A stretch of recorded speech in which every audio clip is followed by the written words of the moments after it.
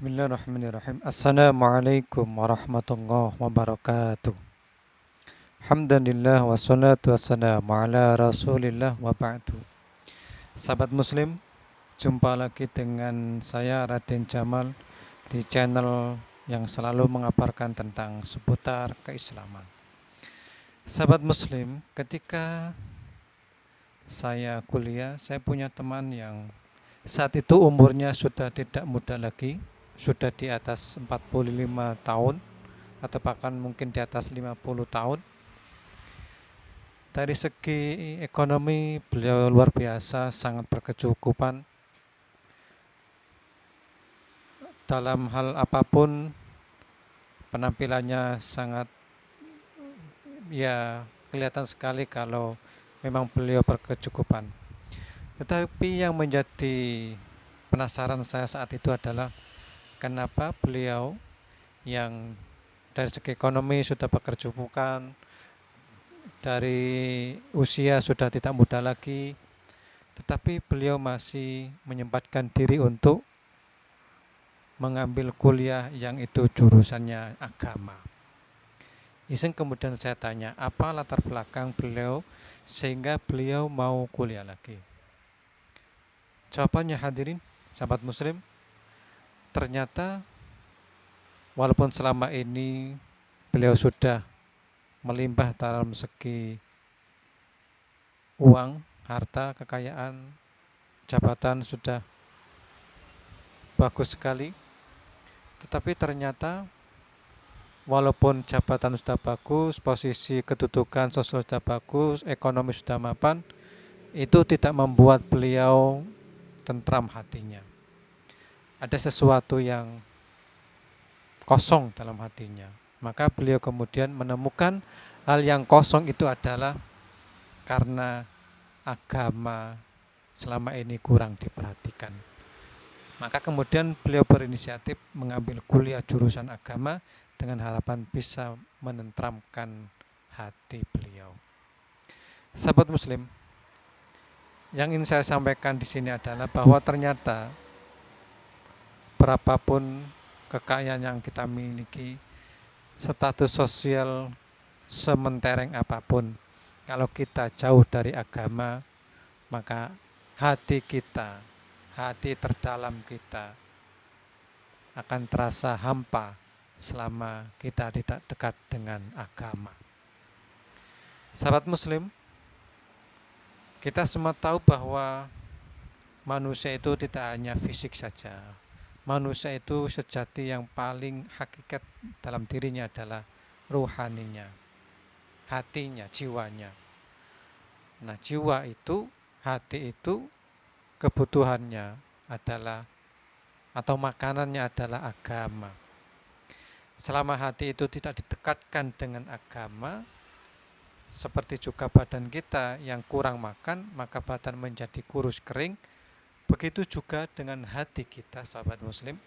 Kalau hati kita tidak kita dekatkan dengan agama, tidak biasakan kita dengan zikir kepada Allah, maka hati kita akan menjadi hampa. Nah, sahabat muslim, orang yang dalam hidupnya selalu terus-menerus sibuk dengan urusan dunia, dia bangun tidur langsung berpikir bagaimana mengumpulkan uang, sampai tidur lagi dia terus-menerus konsentrasi full bagaimana caranya meningkatkan bisnisnya, bagaimana cara mengembangkan usahanya, tanpa dia mengindahkan agama sama sekali, maka yakinlah hadirin, hatinya akan kosong. Ala bidzikrillahi tatmainnul qulub, ingatlah, hanya dengan ingat kepada Allah, hati akan menjadi tenang. Jadi konsep ketenangan hati itu adalah bagaimana kita mengolah hati ini, bagaimana kita mendekatkan hati ini dengan agama.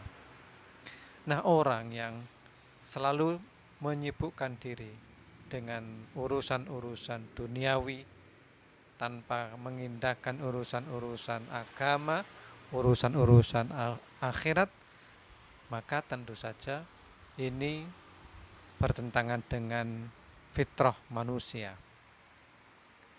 Lebih dari itu, kelak nanti di akhirat Allah Subhanahu wa taala akan melupakan mereka sebagaimana dia saat ini di dunia melupakan Allah Subhanahu wa taala. Wa qilal yauma nansakum kama nasitum liqa'a yaumikum hadza wa ma'wakumun nar wa ma lakum min nasirin. Orang yang melupakan Allah, orang yang selalu sibuk dalam dirinya itu hanya menyibukkan diri urusan-urusan dunia, maka nanti kelak di akhirat Allah akan melupakan kita, melupakan dia.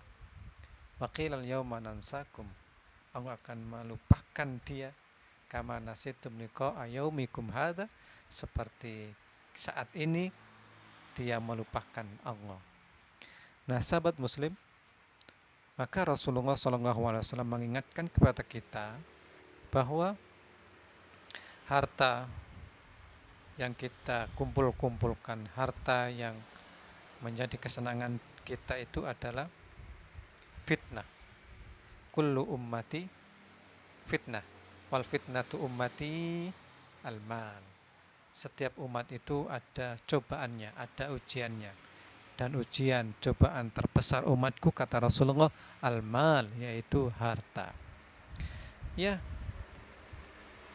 harus kita akui bahwa dewasa ini kita semakin disibukkan dengan semua urusan dunia.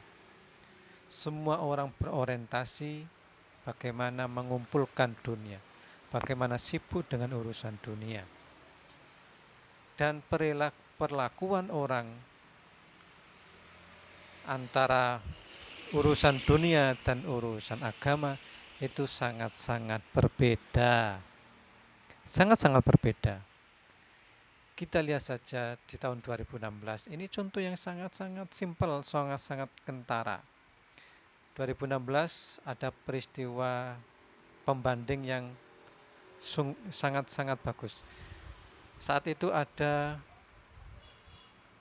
anak kita Musa yang usianya 7 tahun, mampu juara 3 internasional tahfidzul Quran.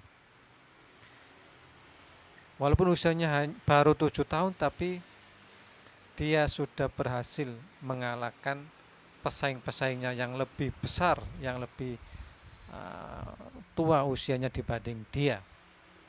Ya. Tapi apa sambutannya begitu pulang ke Indonesia? Hampir tidak ada yang nyambut. Media nggak ada yang, kalaupun liput hanya ala kadarnya, tidak kemudian menjadi wah begitu, tidak menjadi viral begitu, dan bonus-bonus yang dia terima juga biasa-biasa saja. Di tahun yang sama kejadian yang berbeda. Tantowi Ahmad dan Liliana Natsir ketika juara Olimpiade bulu tangkis, luar biasa sambutannya, viral, media semua meliput, dan bonusnya luar biasa, 5 miliar dari pemerintah, 1 miliar dari klub, rumah 1,5 miliar, tiket gratis seumur hidup, PP selama seumur hidup, kemudian uang pensiun 20 juta, ada apalagi asuransi kesehatan 1 miliar dan seterusnya. Luar biasa. Tidak hanya itu, ketika datang baru nyampe di bandara, pejabat-pejabat pemerintah begitu banyak yang menyambut, mengalungi bunga dan lain sebagainya. Luar biasa sambutannya. Sekali lagi ini perbedaan yang sangat sederhana, tapi menunjukkan betapa perlakuan kita saat ini antara urusan dunia dan urusan akhirat sangat jauh berbeda. Urusan akhirat seperti tadi, yang masih kecil Musa hampir dilupakan orang, sementara Tantowi Ahmad urusan dunia, menang bulu tangkis, bukan berarti kemudian saya tidak mengapresiasi, bukan, sama sekali tidak. Tetapi perilaku kita sangat berbeda antara yang juara di bidang akhirat Al-Quran dan di bidang dunia sangat berbeda. Ini menunjukkan bahwa kita dewasa ini jauh lebih mengedepankan urusan dunia daripada urusan akhirat. Dan itu hadirin sekali lagi, itu adalah fitnah bagi kita. Rasulullah mengingatkan itu adalah fitnah. Fitnah itu adalah sesuatu yang menggoda kita, dan kita semua tergoda dengan fitnah itu. Maka Rasulullah mengingatkan fitnah terbesar kita umat Islam ini adalah harta. Maka kemudian kita di Ramadan kemarin itu diingatkan oleh Allah agar kembali mensucikan diri, mendekatkan diri kepada Allah lewat berbagai macam ibadah. Dan itu tujuannya adalah agar kita ini tidak melupakan jati diri kita, yaitu makhluk rohani, makhluk ketuhanan, yang dalam diri kita ada nilai-nilai ketuhanan yang perlu diperhatikan.